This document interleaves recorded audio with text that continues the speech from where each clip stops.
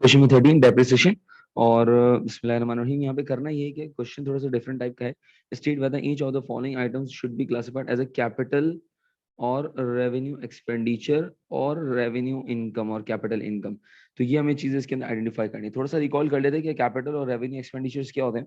Any expenditures which is incurred for the sorry, any expenditure which is incurred for the acquisition or the purchase of non-current asset or even for the improvement of non-current asset।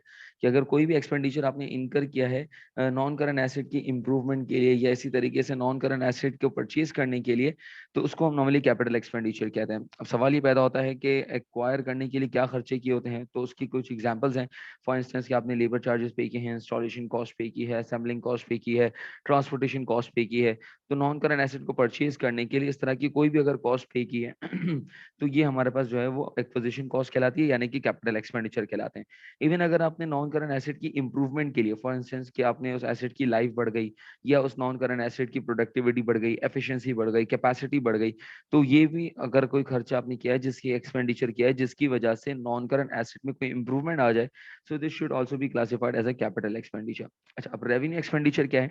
Revenue expenditure यानी कि any expenditure incurred for running the operations of the organization, for running the trade, यानी कि trade को facilitate करने के लिए, operations को facilitate करने के लिए, लाइक रेंट है, सैलरीज है, इंश्योरेंस है, इंटरेस्ट है, ये जितने भी एक्सपेंडिचर्स हैं ये सारे रेवेन्यू एक्सपेंडिचर्स कहलाते हैं। अच्छा, कैपिटल एक्सपेंडिचर और रेवेन्यू एक्सपेंडिचर को डिफरेंशिएट क्यों किया जाता है? रीजन इज क्योंकि जो कैपिटल एक्सपेंडिचर्स है वो नॉर्मली बैलेंस शीट के अंदर रिकॉर्ड किए जाते हैं, यानी कि हम उसको बैलेंस शीट में as a non current asset record करते हैं। और यूजुअली जितने भी आपके रेवेन्यू एक्सपेंडिचर्स हैं, मेजॉरिटी रेवेन्यू एक्सपेंडिचर्स को हम नॉर्मली इनकम स्टेटमेंट के अंदर रिकॉर्ड करते हैं, एज एन एक्सपेंस रिकॉर्ड कर रहे होते हैं। तो ये हमारे पास दो चीजें इसके अंदर। अच्छा, इसके अलावा एक होता है कैपिटल इनकम और रेवेन्यू इनकम। वो क्या होता है, इसको थोड़ा सा समझ लें कि कैपिटल इनकम क्या है कि अगर आपने नॉन करंट एसेट बेच कर, यानी कि नॉन करंट एसेट्स को आप सेल आउट करके अगर आपने कोई अमाउंट अर्न की है, कोई प्रॉफिट अर्न किया है, तो वो कैपिटल इनकम कहलाता है। और अपना बिजनेस के यानी कि मर्चेंडाइज या सर्विसेज प्रोवाइड करके अगर कोई इनकम जनरेट की है, तो वो रेवेन्यू इनकम कहलाती है। चलिए आज जरा क्लासिफिकेशन करते हैं। Purchase of property, that is building, office building, ये हमारे पास क्या नॉन करंट एसेट परचेज किया है, so definitely it will be classified as a capital expenditure. फिर इसी तरीके से एनुअल डेप्रिसिएशन, ये रेवेन्यू एक्सपेंडिचर होता है। और इसके बाद आ रहा है solicitors, means lawyer. Lawyers fees in connection with the purchase of such a property, property को परचेज करने की लॉयर की फीस पे की है, तो कैपिटल एक्सपेंडिचर होगा।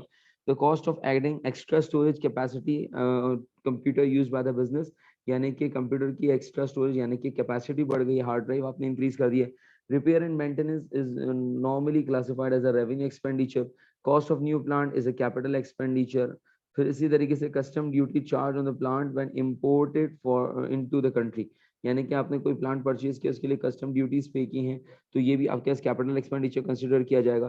Carriage cost, that is the transportation cost of transporting the new plant from the supplier's factory to the premises of the business purchasing the plant, यानी कि आपने ट्रांसपोर्टेशन कॉस्ट पे की है for purchasing plant, this will also be recognized as a capital expenditure. The cost of installing the new plant, installation cost है, आपने installation cost यहाँ पे pay की है for purchasing the new plant, अपने plant को परचेज करने के लिए कोई भी इंस्टॉलेशन कॉस्ट पे की है, this will also be recognized as a capital expenditure. The wages means the salaries of the machine operator, machine operator की जो वेजेस हैं, this is not incurred for the purchase or acquisition of a non-current asset, or neither it is incurred for the improvement. Basically it's a operational expenditure, so this will be also classified as a revenue expenditure. तो ये कुछ classification है।